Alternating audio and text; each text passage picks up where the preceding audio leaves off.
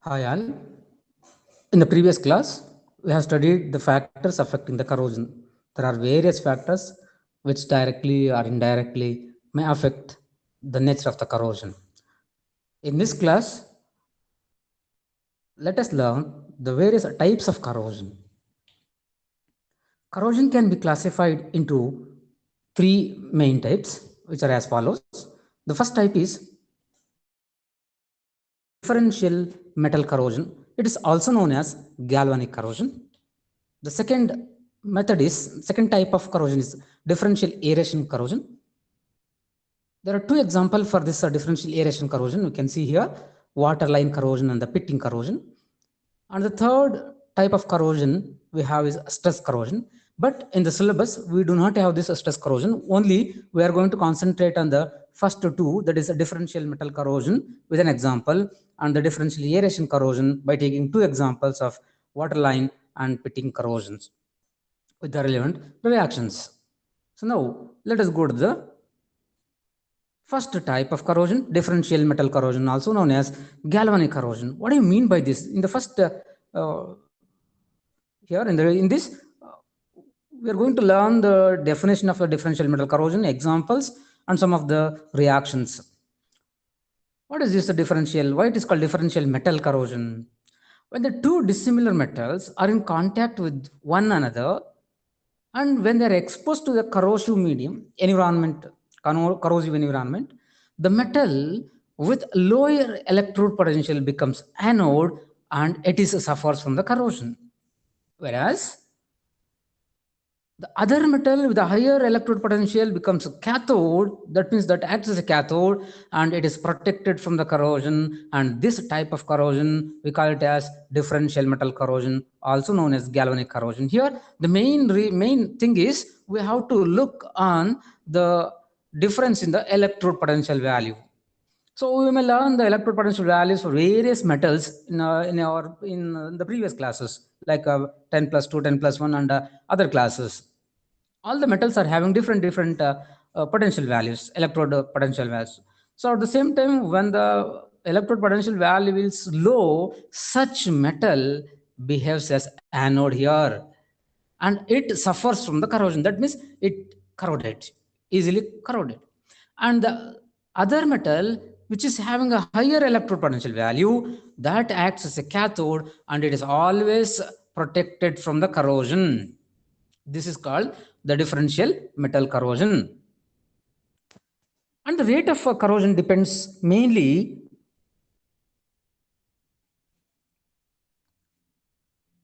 on the difference in the potential position of the two metals in the galvanic series. Higher the difference, faster is the rate of a reaction. Let us have one example here for this. Electrode potential of iron is minus 0.44 volts, which is less than that of copper, which is plus 0.34 volts. See here, copper is having higher electrode potential values, that is 0.34 volt, whereas the iron is having negative, that is minus 0.44 volts. These are the two metals, but there is a difference in the potential values. One is having lower, one is having higher. So, and therefore here we can observe differential metal corrosion. When iron is in contact with the copper, iron becomes anode and undergo corrosion, whereas copper becomes cathodic and protected from the corrosion. Why? Because as per the definition of this differential metal corrosion, here iron is having lower value and it acts as an anode and it undergo corrosion. Whereas copper is having a higher value, that is 0.34 volts, and it acts as a cathode and it is easily protected. Here, this is the diagrammatic representation of this. Here, when the copper bolt is fitted with a steel nut, so this is a steel nut, this is a copper. Here, this is a copper bolt. This is easily protected. You can see the iron, the steel nut, and the copper bolt. Iron gets steel or iron, it gets corroded easily. Why? Because it is having lesser value, 0.44 volts, and copper is having 0.34 higher value. It acts as cathode and iron acts as steel means iron only. So here steel or iron acts as anode. We can see the corrosion which occurs in this nut, steel nut. And these are the example. At anode, always oxidation occurs. That is iron undergo oxidation Q, iron 2 plus ions plus 2 release of 2 electrons. That is the oxidation release of electrons. At the cathode, that is the copper bolt here, water gets accepted, 2 of a molecule of water and 2 electrons it gains, and it becomes 2OH minus. The product of the anode and the cathode combines here, iron 2 plus 2OH minus gives ferrous hydroxide. Further, ferrous hydroxide combines with half O2 and gives ferric oxide, which is called rust. So this is the example, and these are the reactions. Now let's go to the second type, differential aeration corrosion. What is this aeration? Concentration of oxygen, that is called aeration. When a metal is exposed to a different concentration of air, that is oxygen, part of the metal exposed to the lower concentration of oxygen becomes anodic and undergo corrosion. Whenever the metal is exposed to the different concentration of oxygen, that is higher and lower concentration, the part of the metal which is exposed to the lower concentration of oxygen, it behaves as anodic region and becomes corroded. Other part of the metal which is exposed to the higher concentration of oxygen becomes cathodic and it is protected from the corrosion. The difference in the oxygen concentration produces a potential difference and causes a corrosion. This type of corrosion is called differential aeration corrosion. Here there will be a difference in the concentration of the oxygen in the two parts of the same metal. We can see the diagrammatic representation here. This is the water line.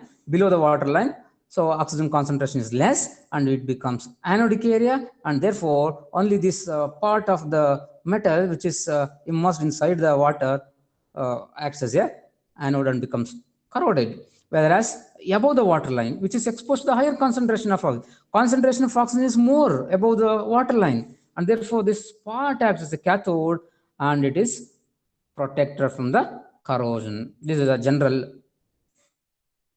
And we can see here, due to the differential aeration corrosion often takes place under various examples. We can see metal washers. These are the metal washers. You can observe the corrosion there because of the less concentration of oxygen.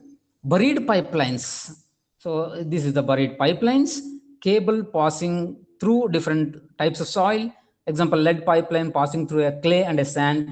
Pipeline buried under a clay get corroded easily because clay is less aerated than the sand. Therefore, here differential aeration corrosion occurs in all these cases. For this, we have two examples.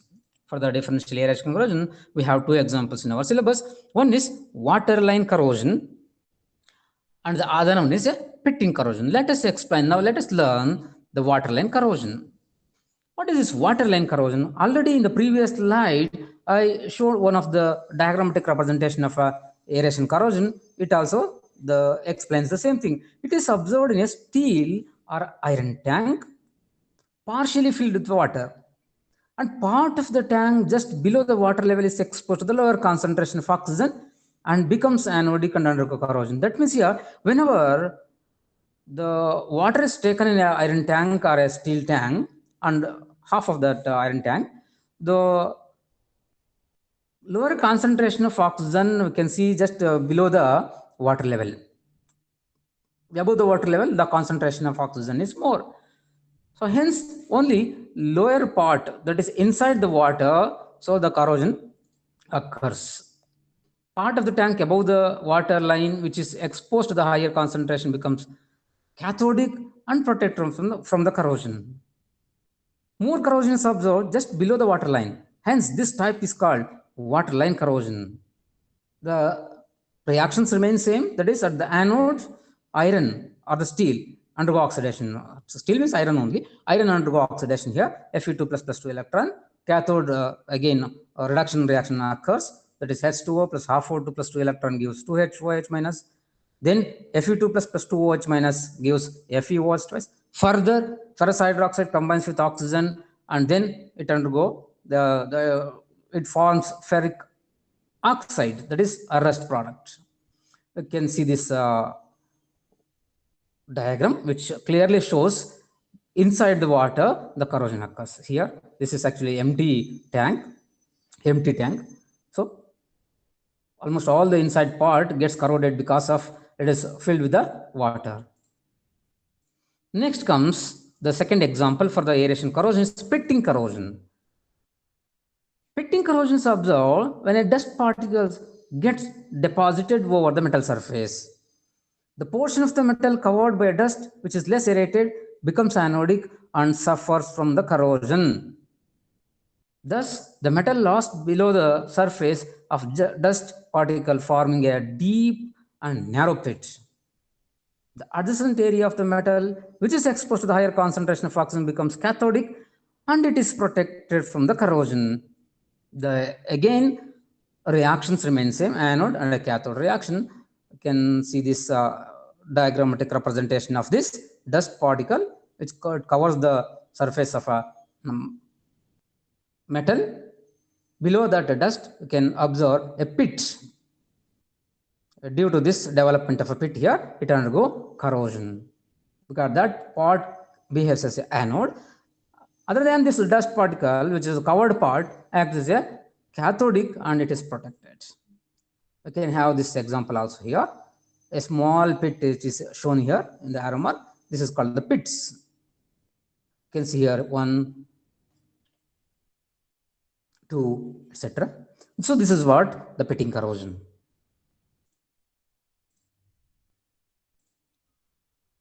Next, corrosion control. I'll do it in the next video.